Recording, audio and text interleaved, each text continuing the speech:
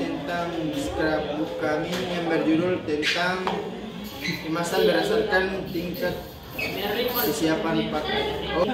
Sini di sini ada nama-nama anggota kelompok, yaitu dari yang pertama Asya Rahmalihawa, Nurlisan Jumair, Muhammad Al Nurmata, Rian Sulaiman, Fatmawati Karu, Zaskia Buka. Oke, yang kedua akan dibacakan oleh Asya Rahmalihawa, kemasan berdasarkan tingkat kesiapan pakai. Kemasan siap pakai, pengertian kemasan yang sudah jadi dan langsung bisa digunakan, yaitu ada gambarnya. Dan yang kedua, kemasan setengah jadi, pengertian kemasan yang memerlukan proses lanjut sebelum bisa dipakai, ada gambarnya. Dan yang ketiga, kemasan bahan mentah, pengertian bahan kemasan yang masih berupa bahan baku dan harus diolah sepenuhnya menjadi kemasan siap pakai. Kemasan berdasarkan tingkat kesiapan pakai. 1. Kemasan primer, kemasan yang langsung bersentuhan dengan produk seperti botol, kaleng, atau plastik. Yang kedua, kemasan sekunder, kemasan yang melindungi kemasan primer seperti kotak atau kardus.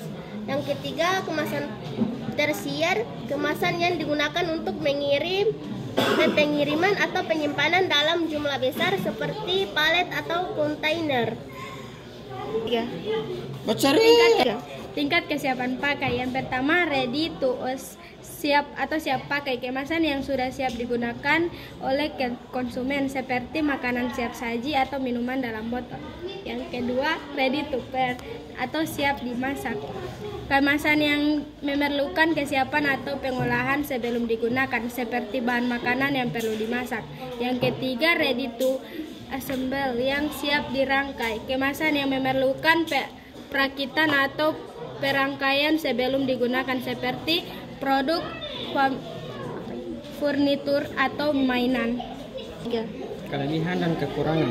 Kelebihan kemasan yang siap pakai dapat meningkatkan kenyamanan dan efisiensi bagi konsumen. Kekurangan. Kemasan yang siap pakai dapat meningkatkan biaya produksi dan memiliki dampak lingkungan yang lebih besar. Berikut adalah materi tentang kemasan yang berdasarkan tingkat kesiapan pakai. Dalam keseluruhan, kemasan yang berdasarkan tingkat kesiapan pakai dapat mempengaruhi kenyamanan, efisiensi, dan biaya produksi suatu produk. Oleh karena itu, perlu dipertimbangkan dengan baik dalam proses desain dan perkembangan kemasan.